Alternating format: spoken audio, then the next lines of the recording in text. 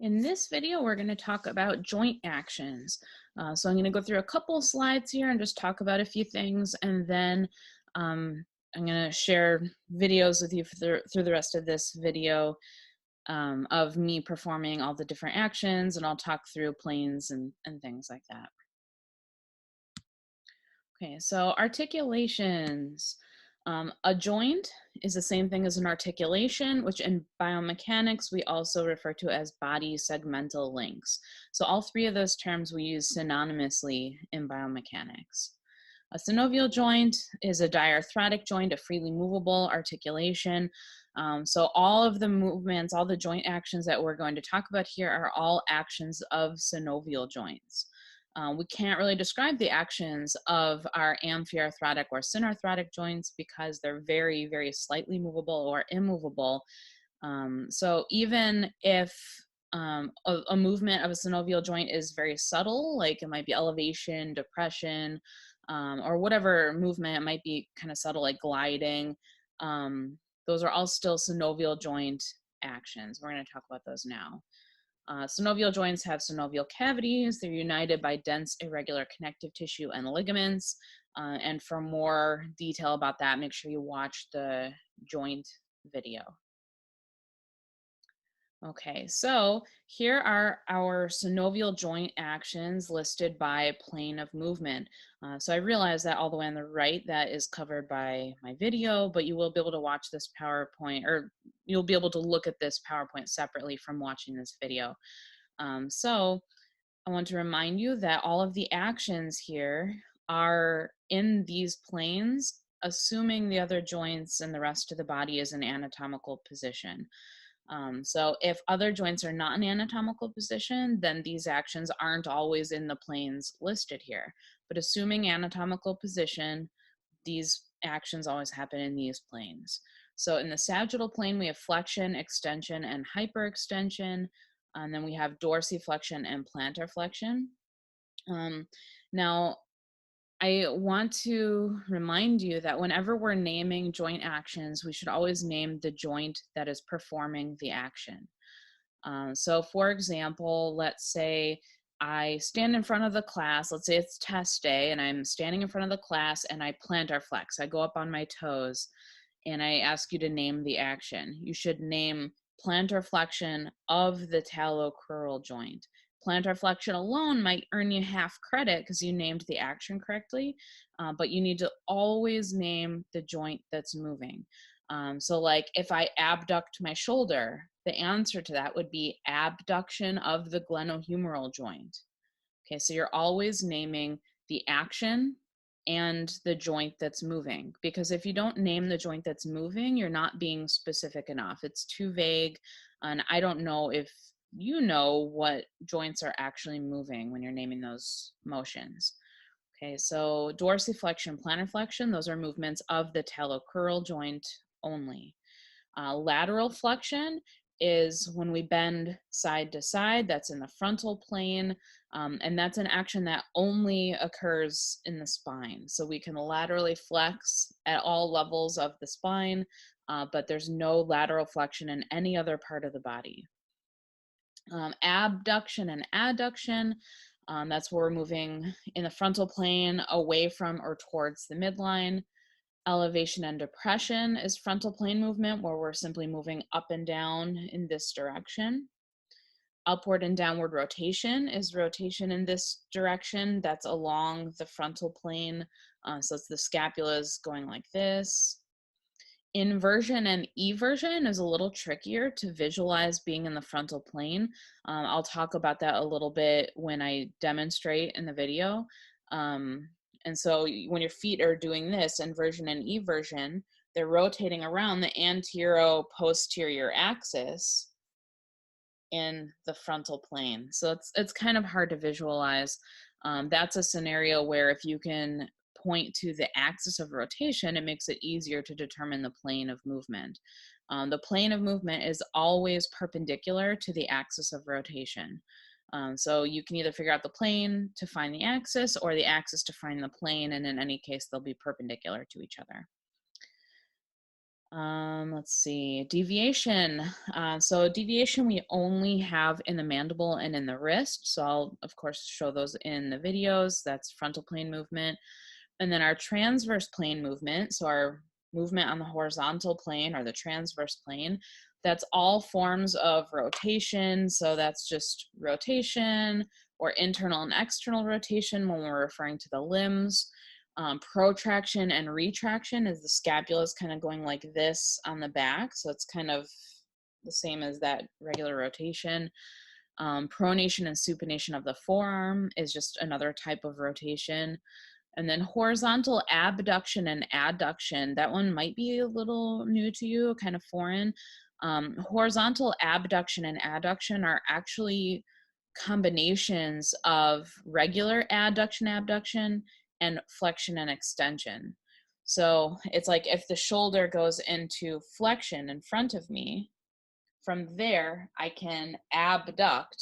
And so the combination of those two actions is actually horizontal abduction. So flexion plus abduction equals horizontal abduction.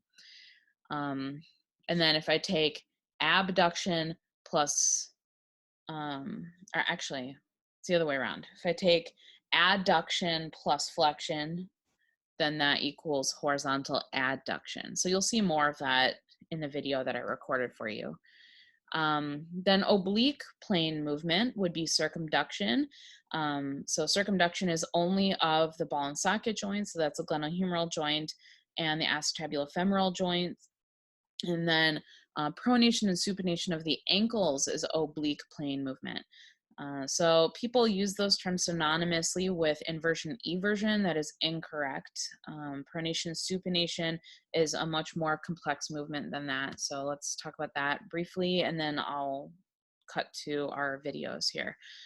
So supination of the ankle is actually a combination of plantarflexion of the talocrural joint, inversion of the subtalar joint, because subtalar joint is responsible for all inversion and eversion. And then forefoot adduction is just when you bring the kind of the balls of the feet, the forefoot, towards the midline a little bit.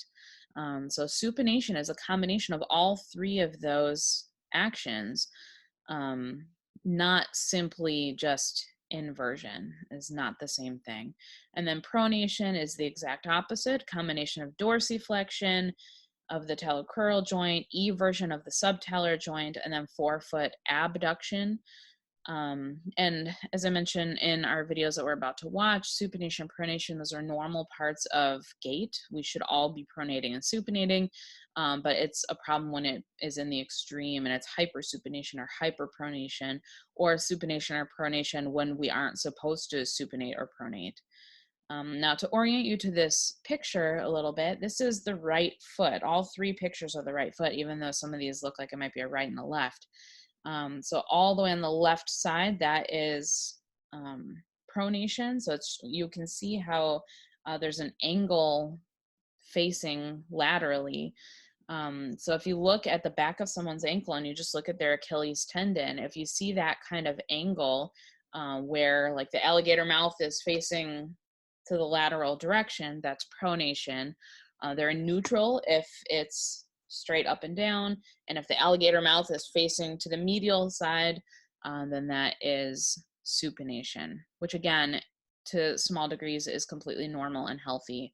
It's only when it's extreme or happening at the wrong time that it is a problem. Okay, now I want to go over all of the different actions for you and talk you through the planes of motion that each of those actions are taking place in. I'm going to save all of the ankle and feet movements for the very end so that we can zoom in on the feet and you can get a better view than what we have right now. So our sagittal plane movements would be flexion, extension, and hyperextension. So sagittal plane, moving in the frontwards, backwards sort of direction, sagittal plane. So flexion of the elbows would look like this, and of the knees would look like that. Extension, we're moving in the opposite direction. So those are pretty straightforward, but where people get mixed up is when we get to flexion and extension at the shoulder and the hip. So glenohumeral joint, that's your ball and socket joint of the shoulder, does flexion, going this direction, and extension, moving in that direction. You could think about it as this being an angle from your arm to the perpendicular axis here, or to the vertical axis, I should say. So an angle between your arm and the vertical axis. So as we flex the shoulder, that angle, that distance is getting smaller, and that is flexion. Like when you flex the elbow, that angle is getting smaller. Extension, the angle is getting bigger. Same thing here. Here's the angle. So the shoulder is flexing, the angle is getting smaller, and the shoulder is extending, the angle is getting larger. Same thing goes for the hip. So the acetabulofemoral joints, those are the ball and socket joints of the hip. So same thing, flexion, extension. Now hyperextension is when we extend, so we're extending, but now we go past neutral. Now that's hyperextension. Okay, so flexion, extension, hyperextension. Same thing with the hip. Flexion, extension, hyperextension. Okay, and ideally the knees and elbows don't hyperextend because of the way that they're built, but they could, and that could be an injury mechanism for any joint really, but especially for a knee or an elbow because they're not really meant to hyperextend. Okay, so then if we move on to the frontal plane, lateral flexion is an action only of the spine. Okay, so lateral flexion of the cervical spine would look like this. And its opposite would be extension, back to neutral. So lateral flexion, extension. Of the thoracic spine, it would be like this. Lateral flexion, extension. And then of the lumbar spine, would be lateral flexion, extension. Okay, then abduction and adduction. So abduction, abduction, means that the limb is moving away from the body or away from the trunk. So when the glenohumeral joints, the ball and socket of the shoulder, when they abduct, they're moving like this. So the arm is moving away from the body. It's sort of morbid, but you could think of like being abducted means you're being taken away. So abduction, taking away. Adduction, adduction, is like you're adding back to the body. So that's the opposite. So we're starting here in that case and coming back down. So same thing with the hips, abduction, abduction, and then coming back, adduction, adduction. Can also use those terms to describe this movement of the fingers. So when they open like that, abduction, abduction, and when they come back together again, adduction, adduction.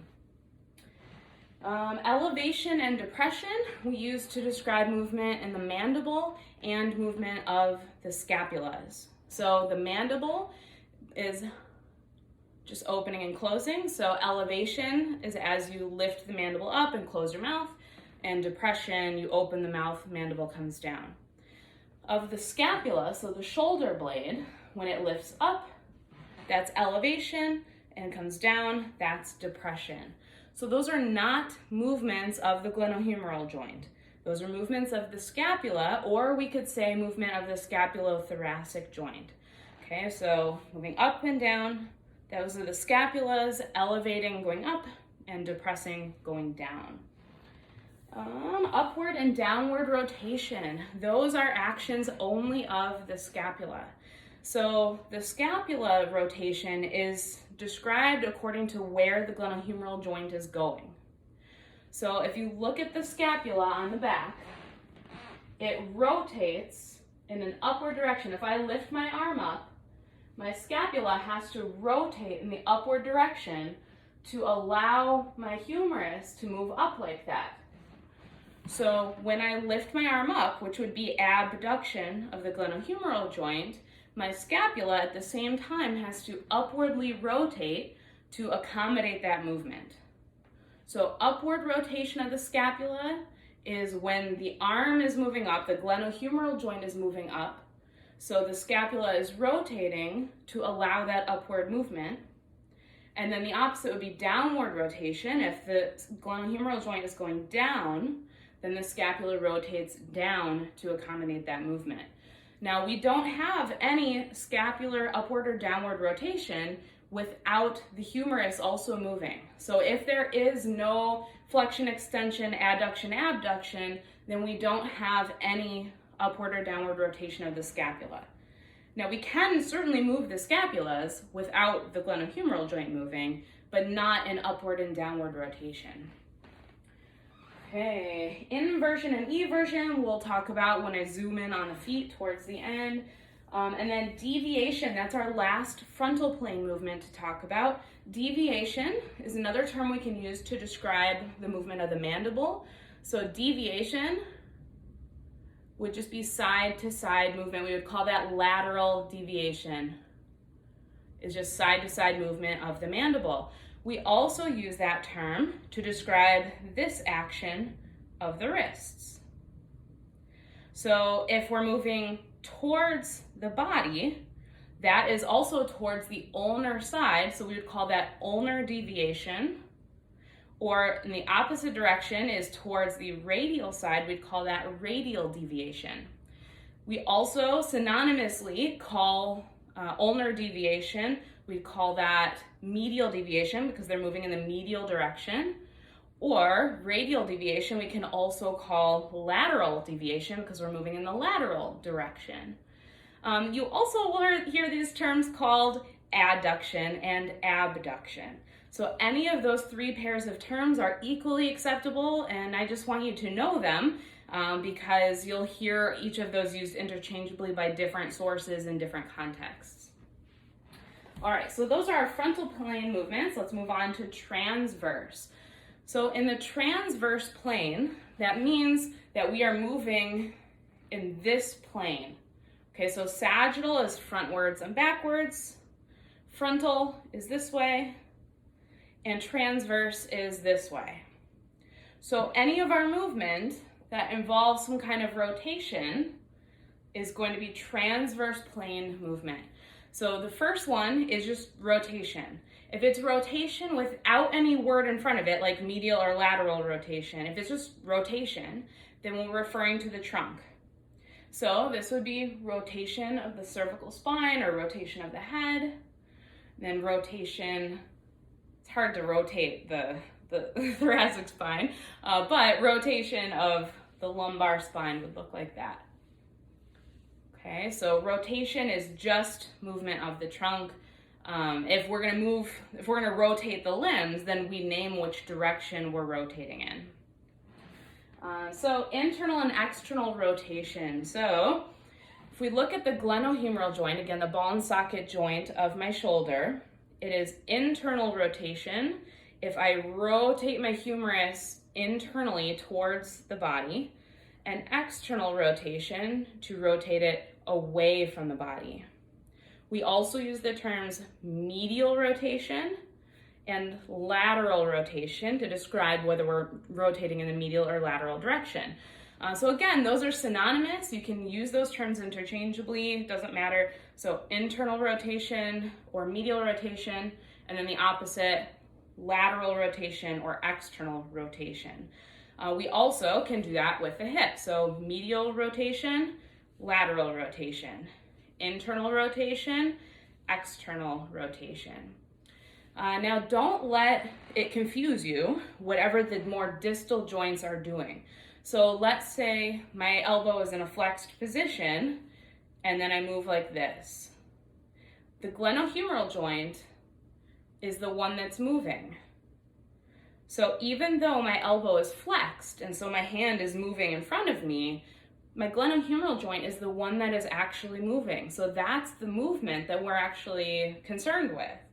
So even though my elbow is flexed, this is still medial rotation of the glenohumeral joint and lateral rotation of the glenohumeral joint, which is exactly equivalent to doing it this way. The only difference is the position that my more distal joint, my elbow, is in.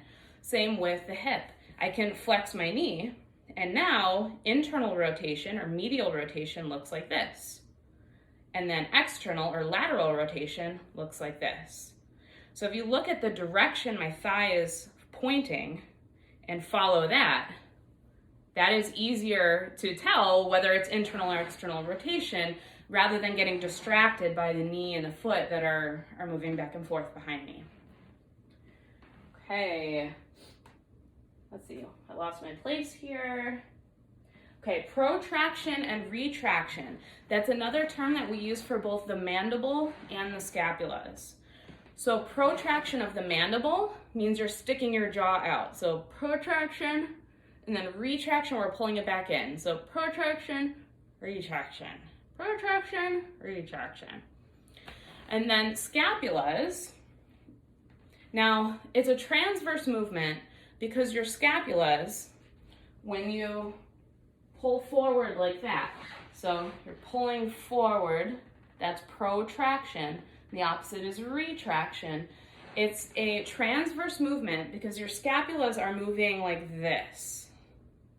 So they're not in the frontal plane, they're not in the sagittal plane. Like if you think of them more like a ball rather than being a flat bone.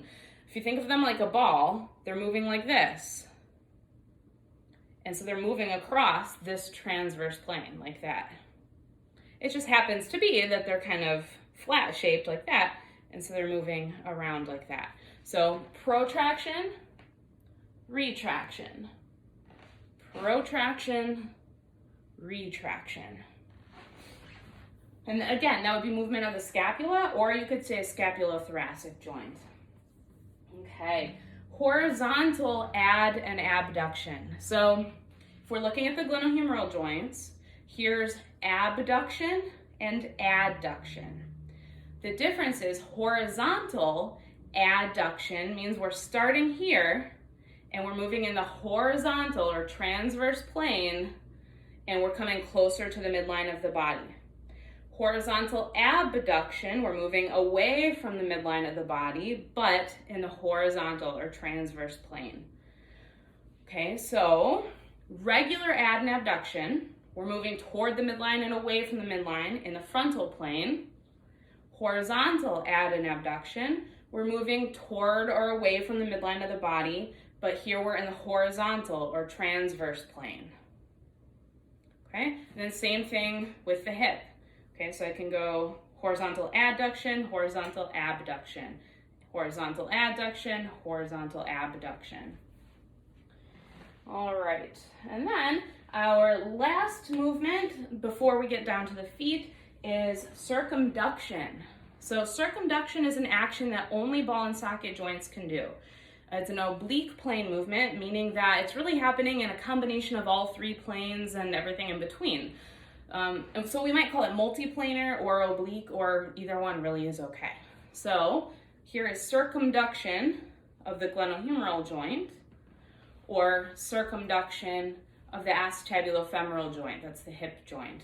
So only a ball and socket joint can do that action, and those are our only two ball and sockets. Pronation and supination are terms that we use to describe movement of the forearm and movement at the ankles. So in the forearm, it is a transverse plane movement because if we're in anatomical position and we're moving the radius and ulna, that's happening around this axis of rotation across this plane. So that's the superior-inferior axis of rotation, and we're moving around the transverse plane. So that's pronation and supination. Now, it's important that you pay attention to what is actually moving if you're analyzing a motion. So, if I just do this, that is pronation and supination of the forearm or of the superior and inferior radial ulnar joints. So I have the radius that's rotating and crossing over the ulna. That's different from this, which is medial and lateral rotation in the glenohumeral joint. So don't be deceived by just the turning of the hand, because the motion could be originating in the forearm or it could be originating in the shoulder. So you want to look at the elbow and above and see if those segments are also moving or if they're staying still and it's just the forearm that's moving. Okay, finally we have the actions of the feet. So in the sagittal plane, we have dorsiflexion and plantarflexion.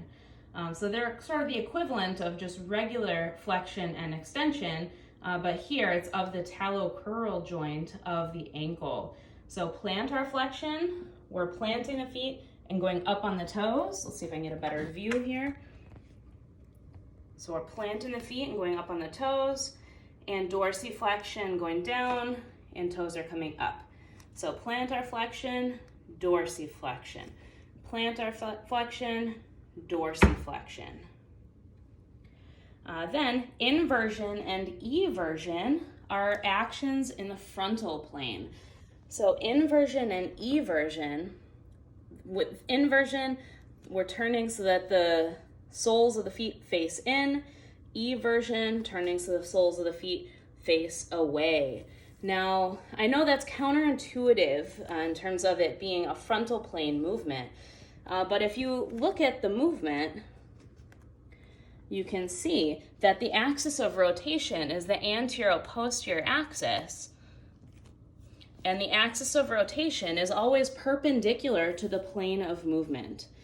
So we have the axis going in through the front of the foot, and then the plane is perpendicular to it, which is the frontal plane. So we're moving in the frontal plane there. And then lastly, we have supination and pronation, which are both combinations of actions. So supination is actually a combination of plantarflexion, inversion, soles face in, and forefoot adduction. So that's where the forefoot, so the ball of the foot, actually moves in towards the midline of the body. Okay, so collectively, plantarflexion, inversion, forefoot adduction, and that is supination. And what I'm demonstrating here is a very extreme version of it. We see it very subtly during gait and during posture. So we see much less supination just normally, but that was a really extreme example so you can see what it looks like. And then pronation is the opposite. We have dorsiflexion, eversion, and forefoot abduction. So again, this is a really extreme version because I'm trying to demonstrate what that posture looks like or what that movement looks like. But normally we see it very subtly during gait. And if either of these are extreme, then they'd be hypersupination and hyperpronation. And then those would be abnormal, just meaning that we have too much supination or too much pronation where we should have less. Okay, thank you.